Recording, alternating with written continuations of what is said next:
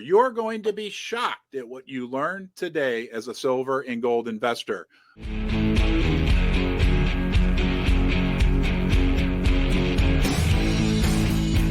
Gold's at an all-time high, right? I mean, today we're hitting, last I checked, all-time highs in gold. Now's the time to buy gold, right? Yeah, right. They're seeing news reports on TV. They're seeing advertisements on Fox News, CNN, MSNBC. And I want to bring something up for you to look at, because everybody knows, like right now, record gold. So gold's going to start, likely getting even more and more. Break in here just a second. Yeah. Because if gold is already at an all-time high, how is that relevant to silver? Is silver at an all-time high right now? No. Silver has some. Hold it. Then aren't we supposed to sell high and buy low? So yeah. Why would we buy gold when it's coming out of the ground at 7-to-1 and the paper ratio is 90-to-1? It's mispriced. Okay. Let's not mess around with God and Mother Nature. All right. Silver and gold come out of the ground relative to one another. It was originally like 12-to-1, but they bumped it up to 16-to-1 because it took more effort to get it out of the mine shafts, because it wasn't quite worth as much. That's what they said. Okay. So the mining ratio really has been 12-to-1. Now, the thing is that when you're mining silver is mined closer to the crust, on the outside edges of the earth. Okay. As opposed to gold, which is mined, throughout the earth. So would you say that majority of, if you were going to start a mining company, you would probably find the place that has the most silver in it, right? That was the easiest to extract. Now you think you're the first one that has a claim on that idea? No. So do you think the easy lodes, LODES is what's called when you were talking about silver here, okay, and gold, okay, LODES, all right, loads, all right. Do you think all the easy loads have already been taken? Sure, it's like walking into an apple orchard for the first day and say, "Have at it, folks! Pay by the pound on the way out the door." What apples are going to get picked first? The easiest ones, right? Yeah. So now the apple orchard's been open for like 3 weeks or whatever, and the weekends are crowded. But there's very few apples that you can pick that are at eye level, and the ones that are there already have worms and stuff in them. The really good apples are up high. Yeah. So what do you have to do to get the apples that are up high? Well, you're going to have to get on the ladder. You're going to have to climb up the ladder and pick them off, right? And then sometimes it might even be higher than that, meaning that they're going to have to use a pole and pull them down. So my question here is, what is the energy returned on invested, okay, in each of these situations? What kind of return do you get on the energy invested when you're first walking into the apple orchard? What kind of return on investment are you getting when you first get the silver out of the ground, first start mining it? It's very easy. Like, remember Jed Clampett and the Beverly Hillbillies? Up came the round, come a bubbling crude, right? Yeah. Shoots the gun and and they were multimillionaires, right? Overnight. How much energy did it take to release that oil? Very little. So what I'm saying is, over time, okay, the resources become harder to get, and more energy is needed to be expended. Okay. But currently, if you could buy silver, which is not at its all-time high, and gold, which is at its all-time high, and the market was at its all-time high, I'm not going to answer this question. You guys are going to have to tell me, what would you do? Stock market's all-time high, gold's all-time high, silver is not an all-time high. What would you do? Right. Yeah. No, you said that earlier. And it's a great point. I mean, keep it simple, folks.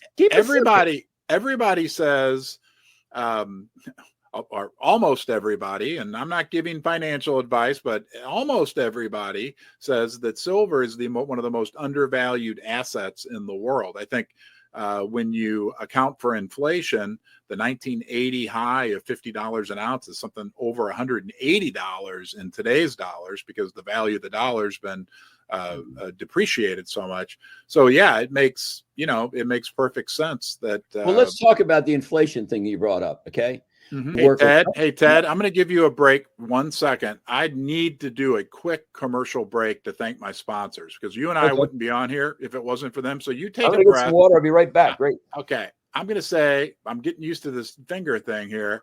Thanks to our sponsor, Pimbex, Pimbex, Pimbex.com.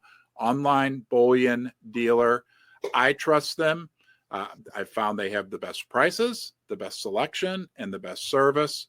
I've been working with them from my perspective for almost a year. If you're in the market to buy gold, silver, platinum online, check out Pimbex for yourself. Throw them into the mix. You need to discover for yourself. I think they check all the boxes. Thank you, Pimbex, for sponsoring Ron's Basement.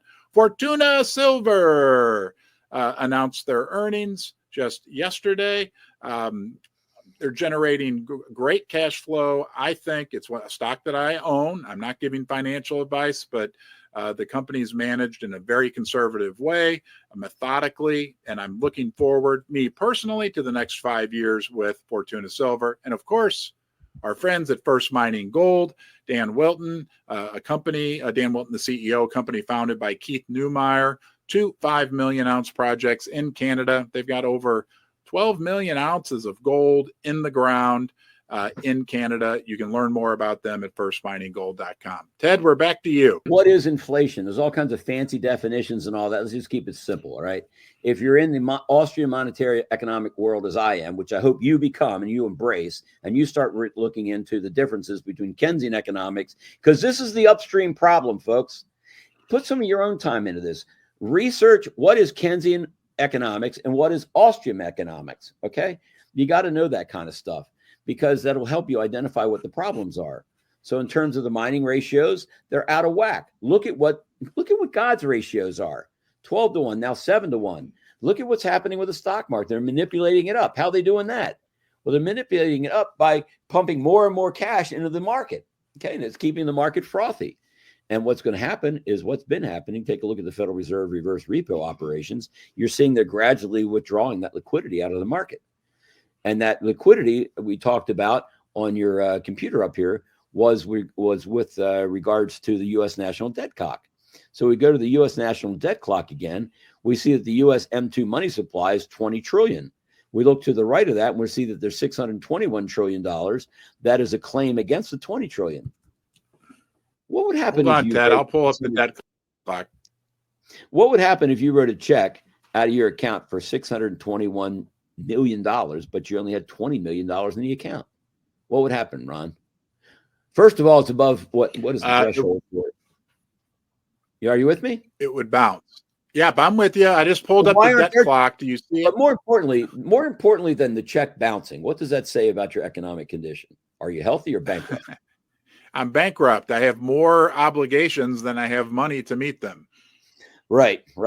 And why don't we take a look at that down at the bottom line of the U.S. debt clock? We haven't covered this one before. Okay, I know we're bouncing around. The very bottom, the green, okay. 188 hundreds, thousands, millions, billions, trillions. Okay, U.S. total national assets, $188 trillion. You with me? Yep, I see it. Oh, but let's take a look over to the right. The second column from the right, bottom line, 213 trillion. Wow. So if you're worth 188 trillion and you have 213 trillion in debts or unfunded obligations, are you sinking or swimming? Yeah, you're sinking. Definitely. Folks, there's not any time left. All right. I don't think you have a whole lot of time. If you want to get any metal, you better get on the hook right now and get that money wired and transferred now.